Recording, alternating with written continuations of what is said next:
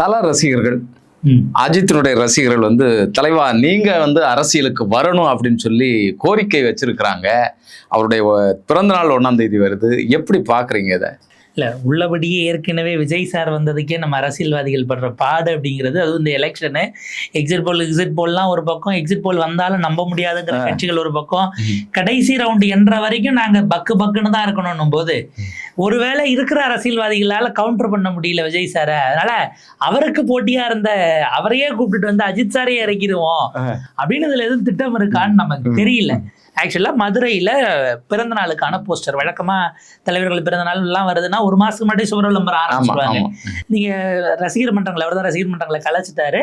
அதை தாண்டி இருக்கக்கூடியவர்கள், அவருடைய அபிமானிகள் தொடர்ந்து இந்த போஸ்டர் ஒட்டுறது போகிறதுங்கிறது நடந்துக்கிட்டு தான் இருக்கு. இப்போ எனக்கு என்ன, நம்ம இதை பேசி முடிச்சு இந்த வீடியோ எடிட் ஆகி வர்றதுக்குள்ள அஜித் இப்படிலாம் ஒட்டாதீங்கன்னு அறிக்கை விட்டுருவாரோன்னு ஒரு பயம் வேற இருக்கு. முதல்ல போஸ்டரில் என்ன இருக்குன்னு பார்ப்போம். நம்ம அதை பார்த்தோம்னா தான் அவங்களுடைய விருப்பம் என்னவா இருக்குங்கிறத தெரிஞ்சுக்க முடியும். நம்ம அதை பார்க்குறோம். நேற்று இன்ற நாளை, அவர் பாக்கியராஜ் சார் படம் இல்ல, இது வேற. நேற்று அதே பஞ்சு தான். நடிகராக உச்சம் பெற்றவர் அப்படிங்கிறவர் நேற்று. இன்றைக்கு கார் பந்தய வீரராக வென்றவர். நாளை அப்படின்னு போட்டு ஒரு கேள்விக்குறி, ஒரு கொஸ்டின் மார்க் அந்த இடத்துல.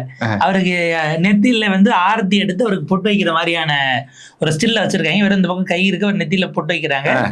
தகுதி இல்லாதவன் எல்லாம் நாட்டை ஆள நினைக்கிறான், தமிழக மக்களை அறிவார்ந்த சமூகமாக மாற்ற விரைவில் முடிவெடு தலைவா இல்ல தலைவா அப்படின்னுட்டு அங்கதான் பஞ்சு, அங்கதான் ஒரு பஞ்சு இருக்குங்கிறீங்களா? இதுல இப்ப மேல தகுதி இல்லாதவன்னா யார சொல்றாங்கிறது நமக்கு தெரியல. நமக்கு உண்மையிலே தெரியாது. ஆமா, ஏன்னா ஆள நினைக்கிறான் அப்படின்னும் போது இதுக்கப்புறம் ஆள்றவங்க தான். அப்ப இன்னைக்கு ஆட்சியில் இருக்கிறவங்களே சொல்லல அர்த்தம் வருது. அதே போல தமிழக அறிவார்ந்த சமூகமா மாத்த அவர் தான் வரணும் அப்படின்றதாக. இதுல இந்த எலெக்ஷன் நடந்துட்டு இருக்கும்போது, வாக்குப்பதிவு நடந்துட்டு இருக்கும்போது வந்து விஷால் ஓட்டு போடுறதுக்கு வந்தாரு. நானும் நாளைக்கு அரசியல் கட்சியில வருவேன், அரசியலுக்கு வருவேன் அப்படின்னு சொல்லியிருந்தாரு. என்ன இது, இந்த சீசன் என்ன, நடிகர்கள் அரசியலுக்கு வரக்கூடிய சீசன்?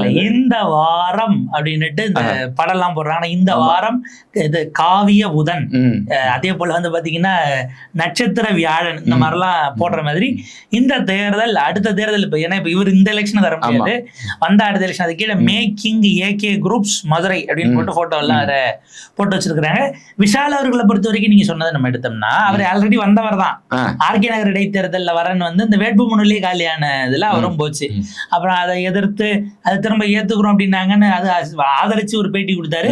மறுபடியும் ரிஜெக்டட் அப்படின்ட்டாங்க. அதனால அவர் சோகமாய் போயிட்டாப்புல. அதுக்கு பிறகு ஒன்றும் பெரிய கருத்துக்களை அவர் சொல்லாம இருந்தாரு. இந்த சூழல்ல அவரும் நம்ம உள்ள குதிப்போம் அப்படின்னுட்டு, அதாவது கோலிவுட்ல இருந்துட்டு விஜய் சார் வேற ஒரு இடத்துல பேசும்போது சொன்னார்ல, இந்த மார்க்கெட் தீர்ந்த பிறகு இவர் என்ன பண்றதுன்னு தெரியாம அரசியலுக்கு வந்தவன் நான் கிடையாது அப்படின்ற மாதிரி. இது யாருக்கெல்லாம் பொருந்தோங்கிற கேள்வி இருக்கு. அந்த வகையில விஷால் அவர்களும் வரட்டும். ஆனா என்ன செஞ்சுட்டு வர போறாருங்கிறதானே கேள்வி. அவர் சைக்கிள் ஓட்டிட்டு வந்தாரு, அதே போதும் அப்படின்னு நினைக்கிறாரா என்னன்னு தெரியல. இவரும் ஓட்டப்பட சைக்கிள் ஓட்டிட்டு வந்தாரு. ஓட்டு போட சைக்கிள் சவுட்டிட்டு தானே வந்தாரு. அப்ப இது கடந்த முறை வந்து விஜய் ஓட்டிட்டு வந்தாரு. அப்ப இது ஒரு ட்ரெண்டா மாறுது பாருங்க. இப்ப 2031 தேர்தலில் விஷால் அரசியலுக்கு வருவது உறுதிதான். ஏன்னா இவர் 21 தான் ஓட்டிட்டு வந்தாருன்னு நினைக்கிறேன். 24 சைக்கிள் ஓட்டுறது மாதிரி ஞாபகம். அவர் எங்க ஆதரவு கொடுத்தாரோ அந்த கட்சி ஜெயிச்சது. அப்ப இந்த முறை ஒரு என்ன கலர் சைக்கிள் ஓட்டு வந்தாரு விஷால் நமக்கு தெரியல. ஞாபகம் இருந்தா யாராவது தெரிஞ்சா நீங்க சொல்லுங்க. எந்த கட்சி விஷால் ஆதரிச்சிருக்காரு, அவங்க ஆளுங்கட்சி ஆகிறாங்களா அப்படிங்கிறத பார்க்கணும். இல்ல, அது நீண்ட காலமா சொல்லப்படுகிற ஒரு கதைகள்ல அது ஒண்ணுன்னு வச்சுக்கோங்களேன். என்னன்னா, ரஜினி சாருக்கும் இதே மாதிரிதான் பொறுத்துனாங்க. இந்த காக்கா உட்கார பணம்பழம் விழுந்ததா, இல்ல விழுற பணம்பழம் உட்கார்ந்ததா, எல்லாம் எப்படி நடந்துச்சுங்கிற நமக்கு தெரியாதுங்கிற மாதிரி 96ல ரஜினி சார் கொடுத்த வாய்ஸ், அந்த வாய்ஸ்னாலதான் இன்னைக்கு ஜெயலலிதா அம்மாவுடைய ஆட்சியே இல்லாம அகற்றப்பட்டது அப்படின்லாம் சொல்லியிருக்கிறாங்க. அதுக்கப்புறம் சில தேர்தல்கள்ல அவர் பாட்டி கிளம்பி அமெரிக்கா போனதும் நடந்திருக்கு. மாற்றம் நடந்ததா நடக்கலையா, இந்த கேள்வி எல்லாம் தெரியல. அந்த நேரம் வந்து சைக்கிளை வாங்கிட்டு இன்னைக்கு அந்த சைக்கிள் எங்க இருக்கு அப்படிங்கிறது தெரியும் நமக்கு. ஆக்சுவலா அந்த எலெக்ஷன்ல நீங்க சைக்கிள்ங்கிறது நம்ம நினைக்கிறோம் 21 தான், 96லயே ரஜினி சொல்லியிருக்காப்ல. ஏன்னா மூப்பனார் தமிழ் மாநில காங்கிரஸ்க்கு சைக்கிள் சின்னம், அண்ணாமலை படத்தில் நான் ஓட்டிய சைக்கிளை கொடுக்கிறேன், அததான் அவர் சின்னமா வாங்கிட்டு வந்திருக்காருதான் ரஜினி வாய்ஸ். மூப்பனாருக்கு இங்கிட்டு சின்னம், அவரு சூரியன்ல நின்னாங்க. அதை கூட்டணி அப்படியே வாரி சுருட்டிட்டு வந்து 200 கிராஸ் பண்ண எலெக்ஷன்ஸ்ல அது 91 அதே போல ஒரு பெரிய ராஜீவ் அவர்களுடைய இறப்புக்கு பிறகு ஒரு பெரும் அலை அப்படிங்கிறதாக அது இருந்தது. 91-6 ஜெயலலிதா அவர்களுடைய அந்த ஆட்சி, அதுல நடந்த பொறுக்க முடியாத விஷயங்களுக்கு பிறகு மக்கள் மொத்தமா தூக்கி அந்த ஆட்சியை அகற்றியது அப்படிங்கிறதுல அது ஒரு வேவா மாறுச்சு. ஸோ சைக்கிளை வச்சுக்கிட்டு வந்து இன்னொருத்தர் சைக்கிளை கடன் வாங்கிட்டு வந்து அதை வச்சு அப்படிங்கிறது அது அன்னைக்கு அவர் அதை பொருத்தமா சொல்லிக்கிட்டாரு. இவங்களுமே ஏறத்தாழ ரஜினி ஆதரவுங்கிற மாதிரி எல்லாம் சொல்லி ஓட்டு கேட்டாங்க. அதாவது ஒரு தலைவனாக இருக்கும்போது ஒரு ஓட்டு கூட சிதறிடக்கூடாது எந்த காரணத்திலையுங்கிறத வச்சுதான் பார்ப்பாங்க. இப்ப விஜய் சார் வரணும்னு எல்லாரும் இருக்கு. ஆனா விஜய் சார் இந்த பக்கம் அஜித் சாரை கூப்பிட்டு வந்தோம்னா விஜய் சாரை கவுண்டர் பண்ணிடலாம் எல்லாரும் நினைக்கிறாங்கிறதுதான் அவருக்கான மார்க்கெட்டை இவங்களா உருவாக்குறாங்க. இப்ப அவரு நான் ஏற்கனவே ரசிகர் மன்றத்தை கலைச்சிட்டேன், நீங்க உங்க விருப்பம் தானே எனக்கு திணிக்காதீங்க. இதுக்கு முன்பாக நினைக்கிறேன் அதுவும் அவராக தான் இருக்கும். 19 தேர்தல ஏதோ ஒரு சமயத்தில் 21 சமயத்துல அஜித் ரசிகர்கள் அப்படின்ட்டு யாரும் 2 பேர் போய் பாஜக சேர்ந்திருந்தாங்க. இப்ப டாக்டர் தமிழிசை ஆக்டிவா இருந்த நேரம் நினைக்கிறேன். அப்படி சேர்ந்த உடனே அஜித் ரசிகர்களுடைய ஆதரவு பெற்ற சின்னமா மோடிஜியினுடைய தாமரை தான் இருக்குன்னு ஏதோ ஒரு இடத்துல கட்சியை சேர்ந்த யாரோ பேசிட்டாங்க. அவர் அறக்க பிறகு அறிக்கை கொடுத்தாப்புல, எந்த கட்சிக்கும் நான் பொறுப்புல இல்ல, சம்பந்தம் இல்ல, ஆதரவும் தெரிவிக்கிறது இல்ல, அவங்கவுங்களுடைய கடமை அவங்கவுங்க ஆற்றுங்க, அப்படி என்னுடைய பெயரை பயன்படுத்திக்கிட்டு நீங்க எடுக்கிறதுங்கிறது சரியானதல்ல, அது மிக தவறான திசை, மக்களை வேற உண்மைக்கு மாறா ஏதோ சொல்லி ஓட்டுற மாதிரி ஆயிரும் அப்படின்னு சொல்லி சொன்னாரு. அப்படின்னு சொல்லி அறிக்கை கொடுத்து உடனே அவருடைய ஆதரவு இருந்தாலும் இல்லைனாலும் நாங்க தான் ஜெயிப்போம் நாங்க ஒரு மாதிரி சொல்லி அது சோசியல் மீடியால பெரிய விமர்சனமா சர்ச்சையா போச்சுன்னு வச்சுக்கோங்களேன். இப்ப எடப்பாடி பழனிசாமி அவர்கள் போற இடமெல்லாம் அவரை இவரோட வச்சு ஒரு போட்டோ எல்லாம் எடுத்து கொடுத்து நம்ம பார்த்தோம் பல. அப்ப இது வந்து விஜய்க்கு எதிராக அஜித் கொண்டு நிறுத்துறதுக்கா அப்படிங்கறதையும் நம்ம பார்க்க. அதாவது அவர் அஜித் சார் விரும்புறாராங்கிறது தெரியல, விஜய் சார் எதிர்த்து இல்ல உண்டு இல்ல, இப்ப அவர் மாற்றம் வேணும்னு சொன்னாரு இல்ல வேண்டான்னு ஒரு சர்ச்சை ஓடிட்டு இருந்துச்சு இல்லையா. அந்த மாதிரி அவங்க உள்ளபடியே கமிட் ஆயிருக்காங்களான்னா அது வேற, அதுக்கான பதில் வேறையா இருக்கு. அந்த சூழல்ல தான் இவங்க அவங்க விருப்பத்துக்கு கொண்டு வந்து ஒரு முகமுடியா அவரை வச்சு வேற பக்கம் செஞ்சிடலாமா அப்படிங்கிற மாதிரி பாக்குறாங்க. ஏற்கனவே உங்களுக்கு நினைவு இருக்கும், ஒரு அரசியல் வாரிசாக அஜித் அவர்கள் தான் வாராரு, ஒரு பெரும் தலைவியினுடைய அரசியல் வாரிசாக பேசப்பட்டது. ஒரு 10 ஆண்டுகளுக்கு முன்பாக ரொம்ப கனமா கிசுகிசுக்கப்பட்ட விஷயங்கள்ல அதுவும் ஒண்ணு. அந்த சமயத்துல அவருடைய சில படங்கள் எல்லாம் அவங்களுக்கு சொந்தமான சேனல்ல வாங்கி அவங்க சேட்டலைட் உரிமை எல்லாம் வாங்கியிருந்தாங்க. அந்த நேரத்துல அது ரொம்ப கடுமையா ரொம்ப உண்மைங்கிற ரேஞ்சுக்கே பரப்பப்பட்ட விஷயங்கள்ல அதுவும் ஒண்ணுன்னு வச்சுக்கோங்களேன். இப்ப ரஜினி சார் வந்தாச்சு, கமல் சார் வந்தாச்சு, சரத்குமார் சார் வந்தாச்சு, நெப்போலியன் சார் வந்துட்டாச்சு, விஜய் சார் வந்துட்டாச்சுன்னு நீங்க ஏன் வரக்கூடாது? ஆமா, அப்ப மத்தவங்களும் சிவகார்த்திகேயன் இருக்காரு, கவின் ஒருத்தர் இருக்காரு, நம்ம பிரதீப் ரங்கநாதன் வரலாம். நாளைக்கு தமிழகத்தினுடைய முதல்வராக அவருக்கு விருப்பம் இருந்தா அவர் பாட்டுக்கு வரட்டுங்கிற மாதிரி அது ஓப்பன் எல்லாருக்கும் இருக்கு. ஆனா இவங்க என்ன கணக்க வச்சு கூப்பிடுறாங்க, இதுல என்னன்னா கட்சிக்காரங்க விருப்பப்பட்டு போட்டோ இணைச்சு கொடுக்கறது வேற. ஆனா அவங்க விஜய் கவுண்டர் பண்றதுக்கு இன்னொரு சினிமா ப்ராப்ளம் அப்படிங்கிற அளவுக்கு. ஏன்னா இப்ப பெருமளவுக்கு கேம்பெயினுக்கு போனவங்க எல்லாம் இவங்க அளவுக்கு அந்த உச்சநிலை சம்பளம் பெற்றவர்களாகவோ இல்ல அந்த நிலையில இல்ல. 2 கட்சியிலுமே நடிகர்கள் போறாங்க வராங்க. இந்த பக்கம் ராமராஜன் கேம்பெயின் பண்றாரு, ஒரு பக்கம் நளினி அவர்கள் கேம்பெயின் பண்றாங்க. இப்ப இந்த பக்கம் பாத்தீங்கன்னா அதிமுகல விந்தியா அவர்கள் தொடர்ந்து பண்ணிட்டு இருக்காங்க. அவங்க நீண்ட காலமா ஜெயலலிதா அந்த காலத்துல இருந்து அவங்க பண்ணிட்டு இருக்காங்க தான் தொடர்ந்து அவங்க பேச்சாளராக. ஏறத்தாழ தமிழ்நாடு முழுக்க அவங்களும் ஒரு டூர் ஷெட்யூல் போட்டு போயிட்டு இருந்தவங்க தான். நட்சத்திர பேச்சாளராக இருக்கிறாங்க. ஆதரிச்சு அப்படின்ற வகையில சத்யராஜ் வந்து இங்க திமுக பண்ணாரு, பிரகாஷ் ராஜ் பண்ணாங்க. இப்படி எல்லாம் ஒரு இருக்கு இல்லையா. ஆனா இதெல்லாம் அந்த விஜயனுடைய அந்த ஸ்டேஜ் இருக்கு இல்ல, அந்த ஏஜ் குரூப்புக்கு கவர் பண்ணல. நீங்க என்னதான் இருந்தாலும் அதனால அதுக்கு மேட்சா கொண்டு வரணும்னு எதுவும் பண்றாங்க. இல்ல இதுல இன்னொரு விஷயத்தையும் பார்க்க வேண்டியது இருக்கு. அரசியல்ங்கிறது ரொம்ப எளிமையானது.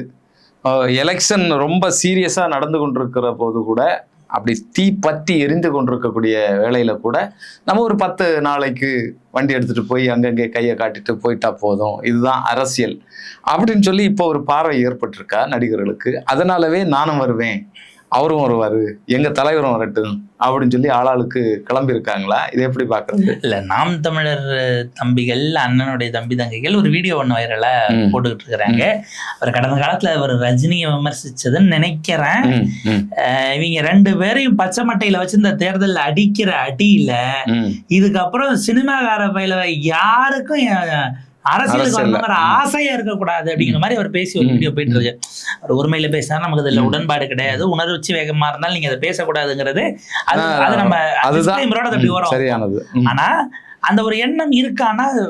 அதாவது சினிமாவினுடைய பேட்டர்ன் என்ன, ஒரு ஃபார்மேட்ல ஒரு படம் வந்து ஜெயிச்சிருச்சுன்னா அதே ஃபார்மேட்ல அடுத்து வரிசையா அதுல ஒரு சின்ன மசாலாவை மட்டும் மாத்திட்டு வரிசையா எடுக்கிறது. தெரியாதனமா ஒரு பேய் படம் காமெடியா எடுத்து ஜெயிச்சிருச்சுன்னு வைங்க, அடுத்து இருக்கிற எல்லா வெள்ளிக்கிழமையும் ஒரு பேய் படத்தை கொண்டு வந்து நீங்க ரிலீஸ் பண்ணீங்கன்னா சினிமா என்ன ஆகுது? எல்லா நகைச்சுவை பேய்களும் இறங்கி வரும். எல்லா பேயும் பாத்தீங்கன்னா பூரா சிரிக்க முடியாத அளவுக்கான படு பயங்கரமான நகைச்சுவைகள்.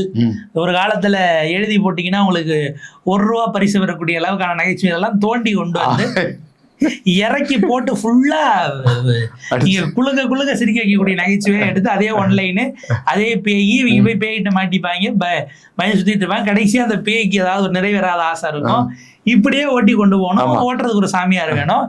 இப்ப இதுவாவது ஒரே பேய்கள் எந்த அளவுக்கு கஷ்டப்பட்டு பண்ணாங்க. 13ஆம் நம்பர் வீடு இந்த மாதிரியான திரைப்படங்கள் எல்லாம் பேய்களுக்கு ஒரு மதிப்பு இருந்தது, ஒரு மரியாதை இருந்தது. இல்ல நீங்க ஜெகன்மோகினி விட்டலாச்சாரியார் காலத்துக்கு போனீங்கன்னா இந்த காலம் காத்திருக்கணும், அடுப்புக்குள்ள காலை வச்சு எரிச்சிட்டு இருக்கும். நீங்க ஒரு ஃபார்முலாவை எடுத்துட்டு பூரா பேரும் அதுல மசாலாவை மட்டும் மாத்தி அதுல பேய்க்கு ஏயா நீங்க நடுராத்திரில டான்ஸ் வைக்கிறீங்களா நமக்கு தெரியல. அந்த மாதிரியான டான்ஸ் எல்லாம் போட்டு ஆட விட்டு எஃபெக்ட், ஸ்மோக் எஃபெக்ட், இந்த மாதிரி ஒரு படம் பண்ணி சக்சஸ் ஆயிடுச்சு. நான் வரிசையா வரும் பீட்சான்னு ஒரு படம் வந்தது, ஒரு விஜய் சேதுபதி, இது வரிசையா அதுக்கு பிறகு வர ஆரம்பிச்சு ஒரு ட்ரெண்டிங்கா வந்து சேர்ந்துச்சு பார்த்தீங்களா? அந்த மாதிரி ஒருத்தர் போறாரு, கூட்டம் வருது, இத்தனை வருதுங்கிறாங்க, ஒரு எம்எல்ஏ ஆயிடுவாருங்கிறாங்க. இதே ஃபார்முலா நல்லா இருக்கு, அப்படியே காப்பி கேட்டா போல செய்தல்ல செஞ்சிருவோம். பேய் ட்ரெண்ட் மாதிரி இப்ப கட்சி ட்ரெண்ட்ன்ற இடத்துக்கு வராங்களா அப்படிங்கிற ஒரு கேள்வி இருக்கு.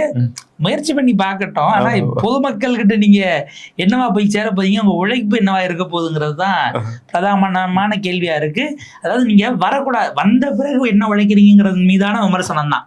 ஏன் வரீங்கிறது விமர்சனம் இல்ல, வரலாம். ஒரு ஜெலன்ஸ்கி இன்னைக்கு உக்ரைனுக்கு அதிபராகி இத்தனை வருஷமா சண்டை போட்டுக்கிட்டு இருக்காருல்ல, அடி வாங்குறாங்க, இல்ல ஜெயிக்கிறாங்க, போச்சு போற தொடர்ந்து நடத்துறாரா இல்லையா? அந்த லெவலுக்கு வருவதற்கான எல்லா விஷயங்களும் இருக்கு, அதை நம்ம சொல்லல. தொடர்ந்து பல முறை எம்பியாக ஜெயித்து கொண்டிருக்கக்கூடியவர்கள் எல்லாம் இப்ப வட இந்திய நடிகர்கள் காங்கிரஸ்ல இருக்காங்க, பாஜக இருக்காங்க. நீங்க பார்த்தா ஹேமா மாலினி பாஜக எம்பியா இருக்கிறாங்க. அவங்க ஜெயா பச்சன் அவர்கள் ஐ திங்க் சமாஜ்வாதின்னு நினைக்கிறேன், அவங்க அமிதாப் பச்சன் அவர்களுடைய இணையர், அவங்க எம்பியாக மாநிலங்களவையில இருக்கிறாங்க. ஹேமா மாலினி லோக்சபால இருக்கிறாங்க. கங்கனா ரனாவத் ஜெயிச்சு போயிருக்கிறாங்க. கடந்த காலத்துல இங்க சட்ட மேலவைக்கு போனவங்க எல்லாம் இருக்கிறாங்க. அப்ப அப்படியான விஷயங்கள் எல்லாம் இருக்கு. சினிமா நடிகர்களுடைய அடுத்த தேர்வு வந்து அரசியல் தான். ஒரு அமைச்சர் ஆகிறதோ, ஒரு முதல்வர் ஆகிறதோ, ஒரு கவர்னர் ஆகிறதோ. கவர்னர்லாம் வயசான பிறகு, ரிட்டையர்மெண்ட்டுக்கு பிறகு நீங்க அதுக்குள்ள அங்க போயிடாதீங்க. என்ன அதுக்காக எல்லாம் இன்னும் நாள் இருக்குங்கிற மாதிரி ஓடிக்கிட்டு இருக்கு. இப்ப இவர் பிறந்த நாள் 1ஆம் தேதி அதெல்லாம் அடிச்சுட்டாங்களா, இவர அறிக்கை அதிகமா வந்துரும். அடுத்தது இப்ப ஜூன்ல யாருக்காவது பிறந்த நாள் இருக்கும், வரிசை அவங்க ரெடி பண்ணுவாங்க. நம்ம ஊர்கள்ல இப்போ ஒரு ட்ரெண்ட், முன்னாடி எல்லாம் நீங்க படத்தில் நடிகரா இருக்கணும், கொஞ்சம் பின்னாடிதான் உங்களுக்கு காமெடி நடிகர்கள், குணச்சித்திர நடிகர்கள்லாம் அங்கங்க சங்கம் வர ஆரம்பிச்சாங்க.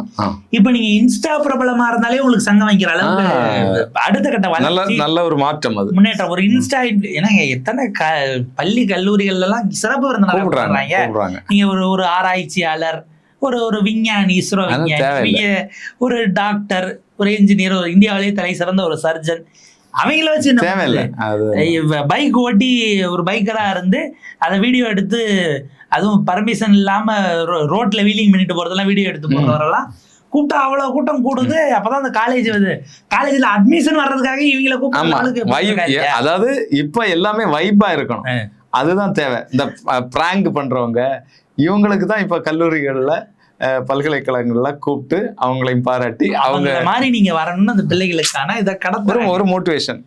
ஏதோ ஒண்ணு பண்ணி ஃபேமஸ் ஆயிட்டாரா? ஆமா, நீங்க ஆமா. என்ன நீங்க பண்ணிட்டு இருக்கீங்க? அதாவது நம்ம என்ன பண்ணாலும் இந்த உலக உடனே நம்மள உத்து உத்து பார்க்கணும் பார்க்கணும். அப்படிங்கிற மாதிரி எதையோ கடத்துறாங்களா? ம். அது வந்து ரொம்ப திட்டமிட்டு ஒரு விஷயமா பரப்புறாங்களாங்கிற கேள்வி இருக்குன்னு வச்சுக்கோங்களேன். இதுல அவருக்கு உடன்பாடே இல்லைனாலும் சும்மா சும்மா அவரை இழுத்து உள்ள இருக்கிறதுங்கிறதா. இப்ப திடீர்னு ரஜினி ஆதரவு பெற்ற யாராவது கிளம்புனா அப்புறம் அவர் அறிக்கை விடுவாப்புல. ம், ம். அவர் இப்ப கடைசியா ஆதவ அர்ஜுனா பேசினதுக்கு தான் ஒரு பெயரை குறிப்பிட்டு அறிக்கை விட்டாருன்னு வைங்களேன். அது வந்து அவரை காப்பாத்திக்கிறதுக்கு, நான் இவங்க என்ன மிரட்டிட்டாங்க, நீ என்னைய வச்சு நீங்க விளையாடாதீங்கிற ஒரு வேகத்துல அவர் குறித்து வந்தனால அவர் அறிக்கை கொடுக்கக்கூடிய நிலையில போச்சு. கமலஹாசன் இந்த பக்கம் already fixed, Vijay sir fixed அப்படின்னும் போது இதுல ஆக மொத்தம் அந்த ஊர்ல எனக்கு என்ன இதுல தோணுதுன்னா, அந்த ஊர்ல இப்ப இந்த எலெக்ஷன் வைபுக்கு விஜய் சாரோட ஃபேனு அவங்களோட சங்கத்துல பிரமாதமா வேலை பார்த்துருப்பாங்க, ஒரு ஃபயர் செஞ்சிருப்பாங்க. அதுக்கு ஏதாச்சும் ஒரு வகையில அதனால நமக்கு போட்டியா இருந்தாங்க, இன்னைக்கு அவங்க வேற ஏரியாவுக்கு போயிட்டாங்க, நம்ம அங்க போய் சண்டை போடுவோம் அப்படின்றதுக்காக நாங்களும் அங்க வரோம் அப்படின்றதுக்காக அவர் அஜித் சார் மீது அன்பு கொண்டவர்கள் அவரை வாங்கன்னு கூப்பிடுறாங்களோன்னு எனக்கு. இல்லைன்னா அஜித் சார் வந்து இவ்வளவு தெளிவு பெற்றவர், அரசியல் பார்வை அவருக்கு உண்டு, மக்கள் பற்றிய அக்கறை உண்டு, அவர் வரட்டுமே. இவங்க எல்லாம் இருக்கும்போது அவர் ஏன் வராம இருக்கிறாரு? இல்ல யாரோ இது வந்து அஜித் சார் மேல இருக்க அன்புனால வந்த மாதிரி தெரியல, விஜய் சார் மேல இருக்கிற அந்த ரசிக மனோபாவத்திலிருந்து வரக்கூடிய ஒரு எரிச்சல் வந்த மாதிரிதான் தெரியுது. பட் ஸ்டில் பார்ப்போம். அது இது எல்லாத்தையும் தாண்டி ஆரோக்கியமா ஏதோ ஒரு வகையில் நோக்கி நீங்க கொண்டு போனீங்கன்னா பரவாயில்ல. உங்களை நம்பி வரக்கூடியவர்களை தவறாக வழி நடத்தி விட வேண்டாம்ங்கிறது பொதுவில் சங்கம் கட்டுற எல்லாருக்கும், அதுவும் தனிமனித பிம்பத்தை வைத்து சங்கம் கட்டுற எல்லாருக்கும் நம்ம வைக்கக்கூடிய வேண்டுகோளா இருக்கு.